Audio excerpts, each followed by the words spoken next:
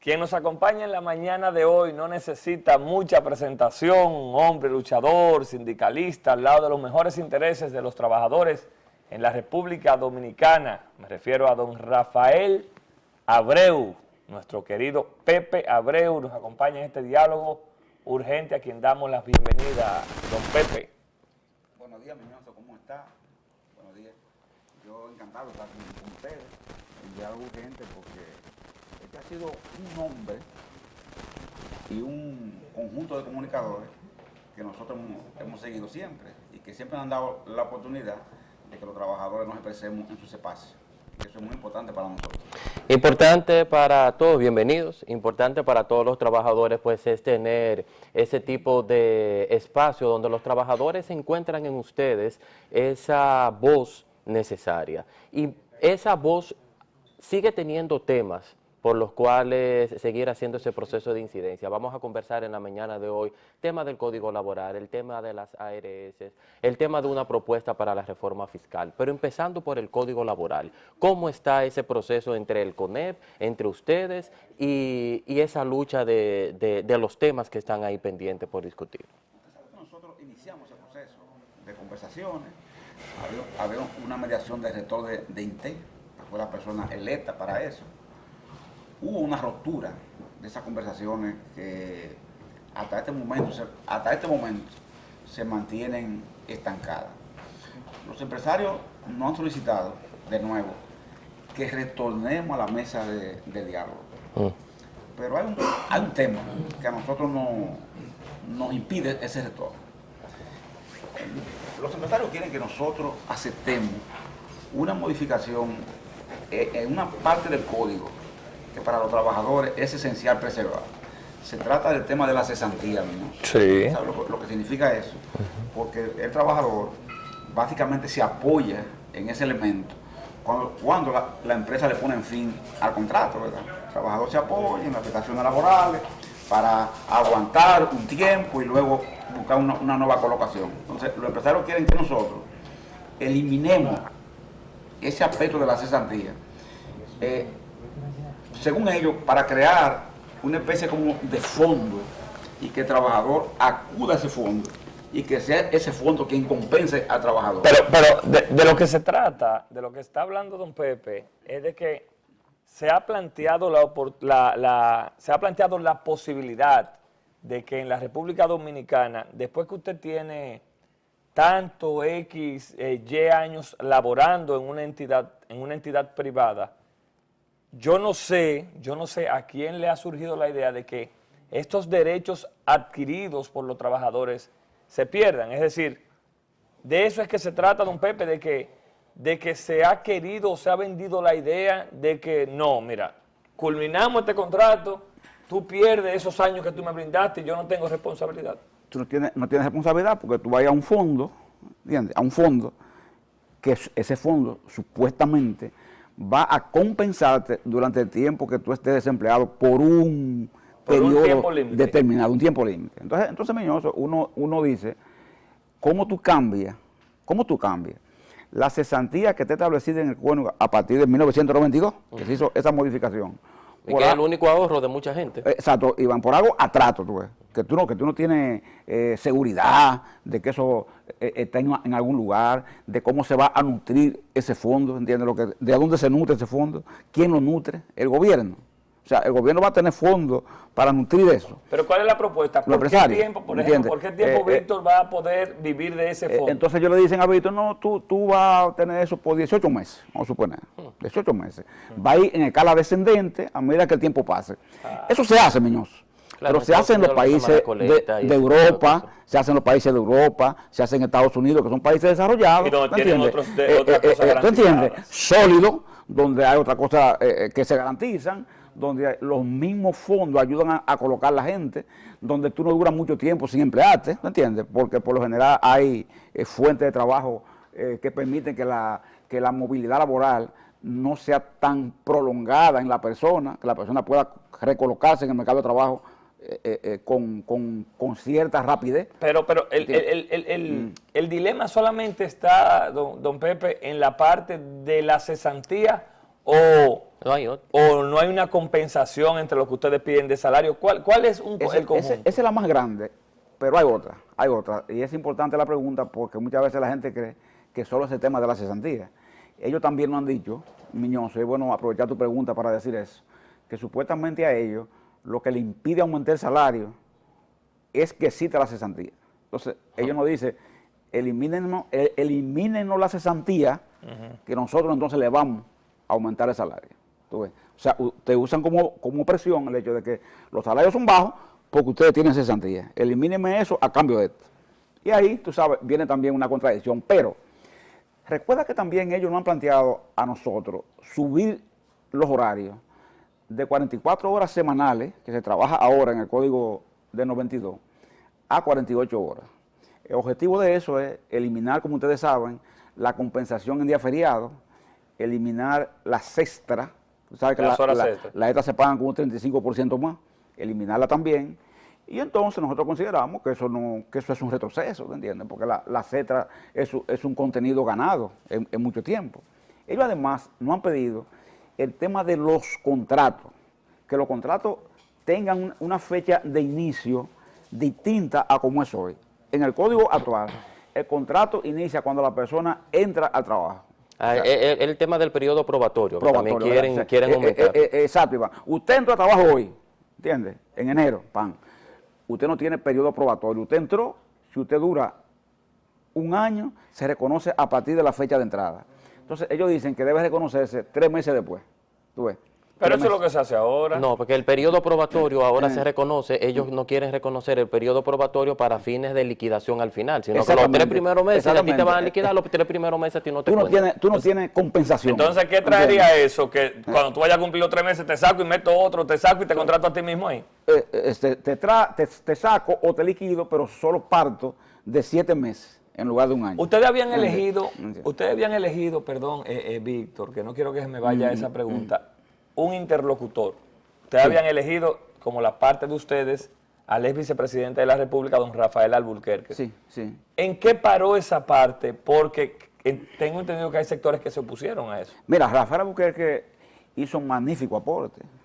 Inclusive, para hablarle a ustedes así, con claridad, él en el aspecto, por ejemplo, de la conciliación, que es un aspecto que los empresarios, recuérdense que los empresarios hablan mucho del tema de la demanda temeraria, de los embargos temerarios, y ahí ellos tienen razón, ¿me entiendes? Hay gente que abusa muchas veces del código y actúa contra las empresas de una manera que nosotros no estamos de acuerdo. Entonces, Alburquerque elaboró todo un tratado, inclusive, de compromiso para que se creara en el país un sistema de conciliación que evite que los conflictos paren en los tribunales, que tengan una vía de solución sin llegar a los tribunales. Y se creó ese instrumento. Lo que pasa es que los empresarios buscaban la cesantía, no buscaban eso. Alburquerque también nos aconsejó a nosotros que elimináramos, por ejemplo, el duplo de la compensación por parte de las empresas, porque eso perjudica a la empresa pequeña y nosotros los aceptamos. Es decir, él fue en una posición positiva. Los empresarios es verdad que estaban renuentes a la participación de él, no lo decían abiertamente, pero como quiera, como nosotros tenemos derecho a elegir a quien nos representa, nosotros lo llevamos a él como nuestros representantes. Es lógico, porque ellos tienen derecho a llevar a quien ellos consideren. Y el diálogo comenzó, el proceso se dio y se dio con la presencia de él. Ok, don Pepe, ¿qué fue lo que provocó para que el diálogo se rompiera, la ruptura de ese diálogo con temas tan neurálgicos como lo que usted nos acaba de expresar en esta conversación? ¿Qué provocó esa ruptura? El colmo se lo puso un hecho acontecido en el Ministerio de Trabajo. Usted sabe que nosotros estábamos discutiendo en el Ministerio de Trabajo el tema de la tarifa salarial. Recuérdese de eso, Miñoz. Discutiendo el tema de la tarifa salarial en el año pasado. Entonces, en esa discusión había un tranque entre la empresa, entre los empresarios y nosotros. Recuérdense que hay 3 sectores. Está el Ministerio de Trabajo, estamos nosotros y están los empresarios. Nosotros no estábamos de acuerdo con una propuesta empresarial que planteaba un 14% de aumento. Entonces, había una propuesta nuestra y una de ellos. Entonces, el Ministerio de Trabajo y los empresarios, ambos, entonces, votaron contra nosotros y lo hicieron en ausencia nuestra para imponer una tarifa. Fíjense bien, ¿verdad? Para imponer una tarifa. Nosotros entonces, como respuesta a esa acción, por dignidad, entonces dijimos, Se retiraron de él. como ustedes hicieron esto, entonces nosotros nos retiramos de lo del código. Y ahora, ¿están en la disposición de volver a sentarse ustedes a la mesa de diálogo que se llama? Bueno, ¿O tienen algunas bueno, condiciones para Víctor, volver ¿O van a a poner el ministro nuevo? Ahora es un problema. Nosotros preferiríamos esperar nuevos acontecimientos. Ojalá ¿Cómo pasen en el cuáles? país acontecimientos. Porque entonces tienen que el no- juego trancado. Que nos impidan volver. Ojalá se cree un estado de situación que nos permita a nosotros retornar. Porque la verdad es que con la situación como está, igual, nosotros no tenemos forma de justificar volver a encontrarnos con ese diálogo. Los empresarios andan presionando. Pero ¿verdad? lo que usted le está diciendo a Víctor, don Pepe, es que el ministerio, en vez de jugar un rol, ¿verdad? De rector, de equilibrio, conciliador. está Pero- hacia un lado. Pero, ¿qué era lo inteligente del ministerio ante un tranque así? Era sumarse a uno de los sectores. Ni siquiera a nosotros. Nosotros no habíamos pedido que se sumara a nosotros. Era decir, ante un retiro de los sindicalistas, no votemos. ¿Verdad? Eso era lo inteligente. Y ustedes no fueron convocados No, para esa votación, lo no, hicieron sin convocarlo. No, ellos aprovechaban que nosotros salimos y votaban ahí mismo, Víctor, ahí mismo, votan, con la prensa ahí y todo. O sea, en vez de decir, como esta gente se retiran, aguantémonos, Era lo prudente. no votemos, eso es lo prudente, y vamos a hablar con ellos. Ya, más nada, porque tú sabes que estamos ante un sindicalismo que no es temerario, que no anda buscando conflictos, que no quiere crear problemas. Tú sabes que nosotros somos sindicalistas responsables, que no andamos por crear en este país confrontaciones. Entonces, teniendo en cuenta eso, sé prudente, espera y no aprovecha una circunstancia para hacer esa acción, porque entonces esa acción puede tener consecuencias, y la tuvo, ¿entiendes?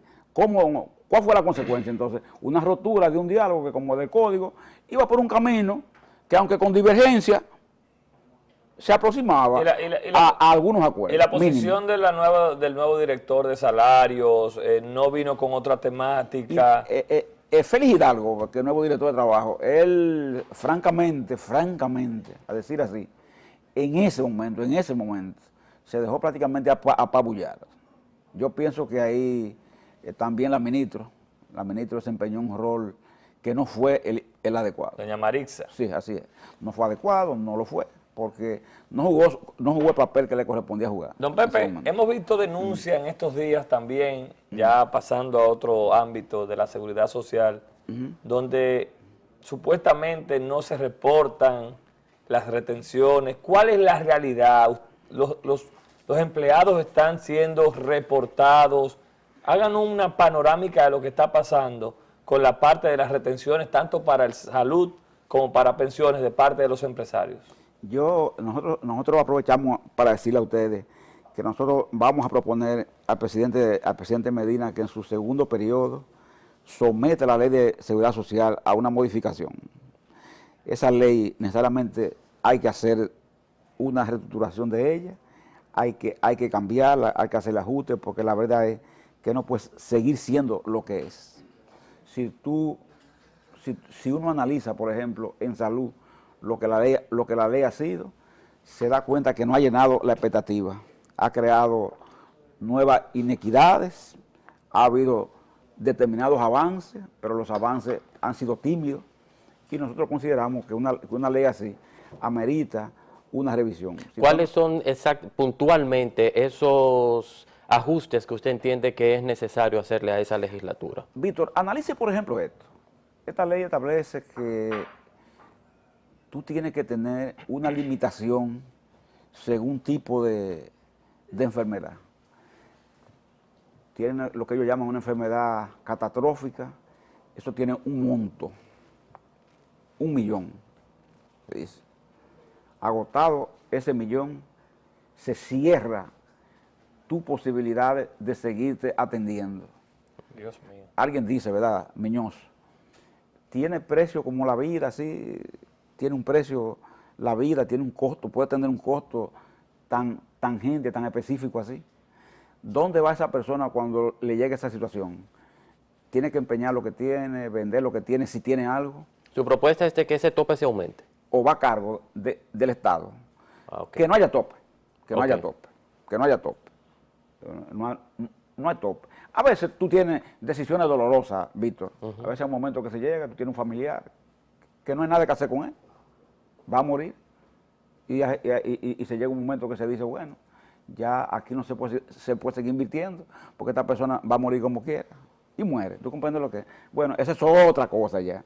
Pero no, que haya un tope anticipado en la que tú tengas que vivir con la zozobra de que si determinado procedimiento se hace o no se hace, esa persona va a salvarse o no. Porque también el plan básico de salud, original de la ley, se hizo un pacto, oye, para que la ley pudiera entrar en salud, se hizo un pacto en el año 2007, provisional por un año, transando que en lugar del plan básico de salud, que es lo que la ley manda, entrara el plan de servicio de salud. ¿Sabe lo que es el plan de servicio de salud? Un plan menor que el básico que excluye procedimientos médicos importantes. Pero el catálogo se amplió, dijo el superintendente de salud. O sea, limitando el catálogo, tú ves, para que pudiese entrar, porque la ARS alegaban que iban a quebrar. El asunto fue por un año, Miñoso, y fue en el 2007. Y vamos. Y a esta hora no se revisaba. Casi 10 Entonces años. uno dice, Y la ¿cuándo va a revisarse? cobertura a esa pregunta que hace Víctor, porque teníamos entendido que habían unos tantos miles al año en medicamentos, se aumentó ahora creo que a 8,000 pesos. 8,000 pesos, pero 3 jarabes. que sigue el mismo tema. ¿Cuál es el tema? El tema de decir, esa fórmula no está contenida en los medicamentos que se pueden tomar de esa asignación que usted tiene. Hermano, si usted tiene 8,000 pesos, Al año. el medicamento que sea, usted puede agotar los 8,000 pesos con el medicamento que sea, Pero yo no cuando usted necesite. Yo no entiendo algo también, Pero no es así. Don Pepe, pasando de la parte de la salud a los fondos de pensiones.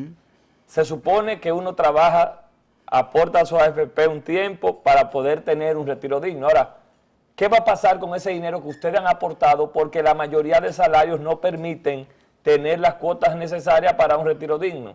¿Se le devuelve? ¿Qué contempla la ley? Dicen los mismos empresarios que no son de la AFP, los empresarios normales que pagan la AFP, que no son de la AFP. Ellos dicen, con lo que se paga por pensión, ustedes y nosotros no da por una pensión digna. Ellos no lo dicen público, pero ellos saben que es así.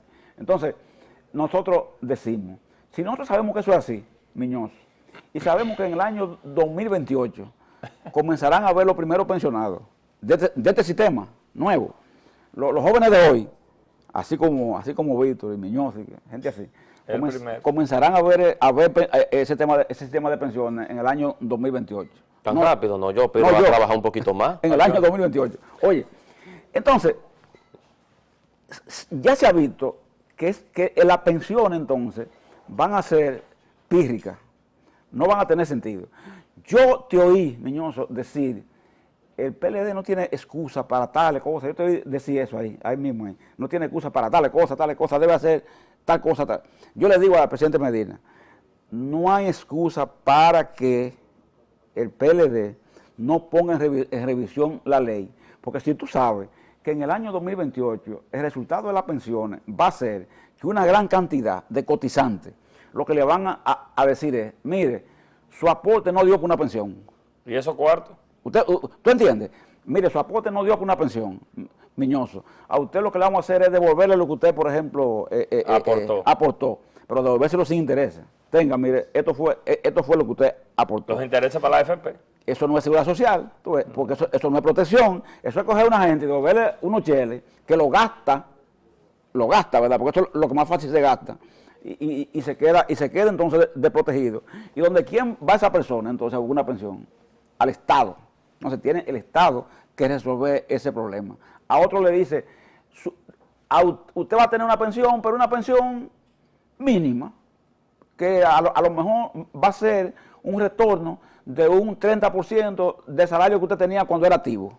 ¿Me entiende? Que tampoco le va a dar para vivir. Entonces, si se sabe que eso es así, ahora, ¿por qué esperar que eso llegue y no hacer en este momento entonces una revisión de ese tema, discutirlo y hacer lo que nosotros entendemos que debe hacerse, Miñoso, que es crear en el país un sistema único de reparto donde todos coticemos y entonces crear lo que se llama un pilar individual, donde si Miñoso tiene condiciones para, además de participar en el pilar colectivo, él entonces hace el ahorro distinto para su retiro, ¿entiendes lo que? Como el seguro de salud. Exactamente, bueno, pues entonces él hace eso en ese pilar de capitalización individual y entonces nutre ese pilar. Ese sistema existe en muchos países y da más resultados que lo que tenemos aquí. Porque aquí Eso no se parece a lo que es la cuota voluntaria en el sistema de pensión, de que aparte de lo que me descuentan, si yo tengo la disposición de, bueno, quiero que me descuenten un poco más voluntariamente,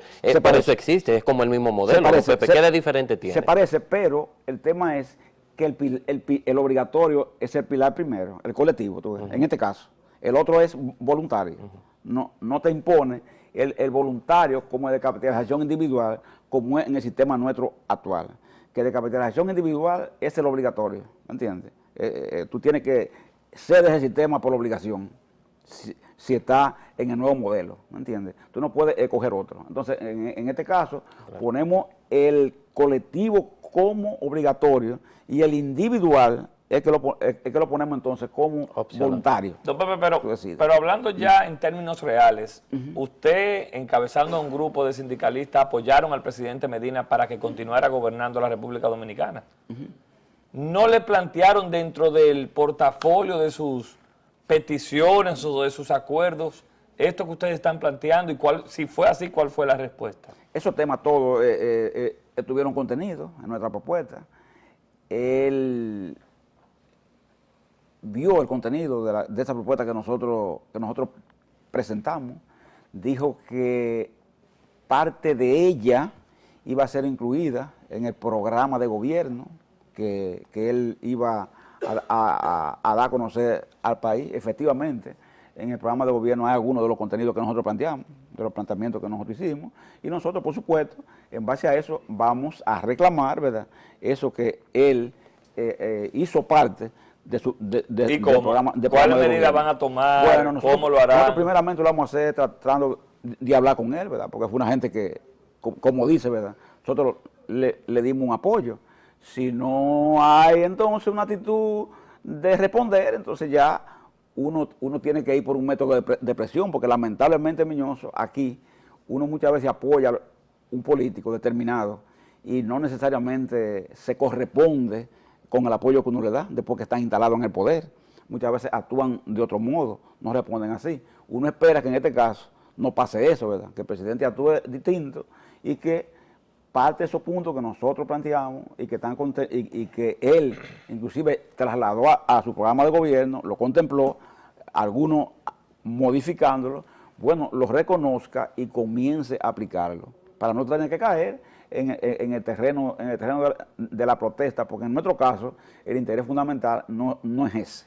Ojalá que no nos obliguen a tener que actuar así. Uno de los intereses recientes que ustedes han tenido como espacio es el tema de gravar las ganancias de las empresas. Recientemente han hecho esa solicitud o esa sugerencia antes de lo que parece ser que viene una reforma fiscal. ¿De qué trata exactamente esa propuesta de ustedes? Gravar las ganancias de las empresas como una sugerencia antes de una posible reforma fiscal. Cuando nosotros vimos el tema de la reforma fiscal que comenzó a salir, yo recuerdo que Peralta fue uno de los ministros que habló de eso. Nosotros sabemos, y este país cuando suena el tema de reforma fiscal, todo el mundo lo que ve es impuestos al consumo. Eso es lo que la gente ve. No importa lo que se diga, cómo se disfrace, lo que se quiera decir. La gente lo que entiende es que eso significa impuestos al consumo, porque aquí la mayoría de impuestos se aplican al consumo. Sí, es verdad. No es a la ganancia ni es a los patrimonios. Eso es así. Entonces, ¿qué decimos nosotros? Que si eso es así, no luce al gobierno, un gobierno que logró tanto apoyo, 62%, un asunto escandaloso, ¿verdad?, en ese nivel. Venía ahora con una reforma que aplique impuestos al consumo. Entonces nosotros hemos dicho, aquí hay 3 o 4 fuentes en las que se pueden buscar los recursos que el gobierno necesita. Y hemos dicho, la evasión, que es bastante alta en este país, la elusión, que es también alta, pagar una parte de los impuestos y quedarse con otra. Los patrimonios, hemos dicho así, y las ganancias. Y hemos dicho que aquí hay empresas no grabadas que deben ser grabadas. Esto aparte de las exenciones que también hay que revisar en República Dominicana. Si esto se hace, el gobierno va a encontrar los fondos necesarios, Miñoso y Víctor, Para una reforma justa. para una reforma justa, para tener una policía mejor educación, Pepe, salud, etcétera. Sí. Iván, nuestro compañero, a propósito de que ahora el Estado, el gobierno ha dado una prórroga a los haitianos de 1 año más para la canalización y demás, ha sido un preocupado con la cuota que manda la ley de 80-20. ¿Cuál es la realidad? ¿Eso se respeta? ¿Se fiscaliza? Ayer estaba, aprovecho para denunciar aquí que en la planta Catalina que se están construyendo, están trabajando más extranjeros en la parte técnica que dominicanos. Los soldadores dominicanos están siendo desplazados ¿Cómo así? por soldadores españoles y colombianos. ¿Eso no es ilegal?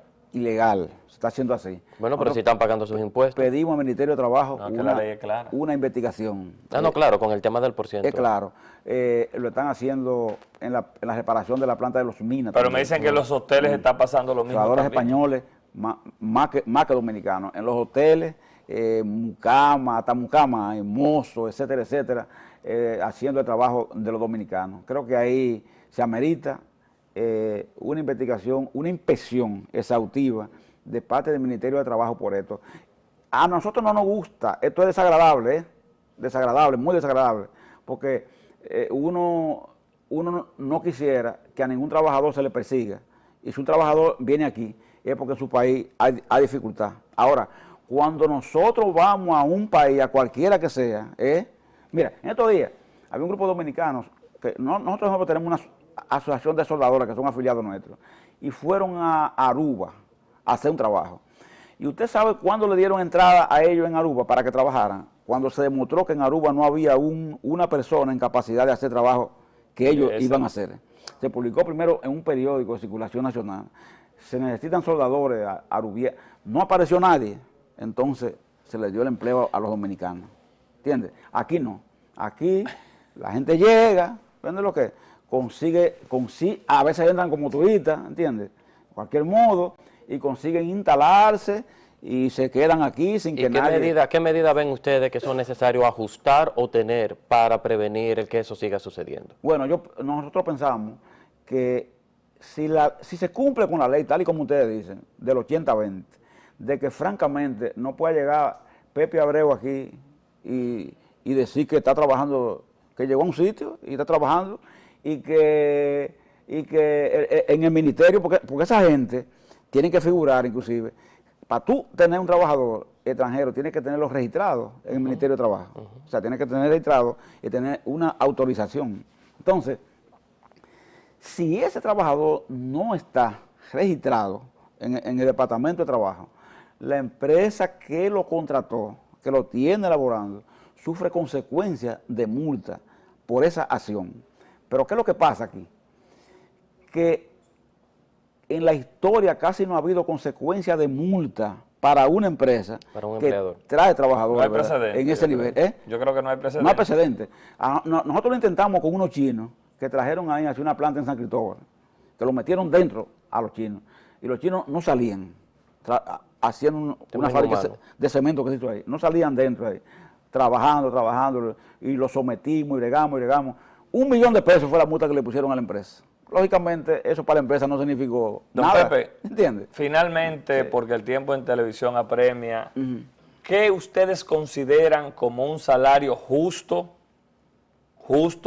del salario o de los diferentes salarios mínimos? Porque hay varios salarios mínimos. ¿Qué ustedes aspiran? ¿Cuál es la meta de los trabajadores como salario mínimo en la República Dominicana? Miñoso, si fuéramos a ser justos, lo correcto es que los salarios se ajustaran a la canasta familiar. Que usted dijera, por ejemplo, mire, la canasta familiar promedio en República Dominicana es tanto. Vamos entonces a ajustar ese salario a esa canasta familiar. Pero como sabemos que eso es un sueño y que no va a pasar, entonces nosotros decimos, hay 5 quintiles, ¿entiendes? En que dividen los grupos de consumidores. Por lo menos ajustemos lo mínimo a cada uno de esos quintiles. 1, 2, 3, 4 y 5. Quintiles que son irreales. Sí, son irreales, pero por lo menos ajustémoslo ahí para comenzar, ¿me entiendes? Y para no soñar, para no caer en una cuestión atrata de sueño, porque lo ideal fuera que los salarios se ajustaran a la canasta familiar real, eso fuera lo correcto. Bueno, damos las gracias a don Rafael Pepe Abreu. Interesante entrevista, Víctor, no se va metiendo, ¿no? Bueno, pero cuando uno lo escucha hablar, uno dice, ¿qué esperanza tiene el trabajador? Un ciudadano quiere llegar a ser trabajador y cuando es trabajador tiene todas estas situaciones o escenarios, don Pepe, le queda una agenda bastante amplia a ustedes por defendernos. Pero me preocupa que la entidad que tiene que regir y que tiene que velar y que tiene que ser el equilibrio, aparentemente anda de un lado. Bueno. A ustedes no se despeguen de sus televisores, que ya regresamos a este diálogo urgente con la parte complementaria del espacio líder de la televisión dominicana en este horario. Ya volvemos. Urgente.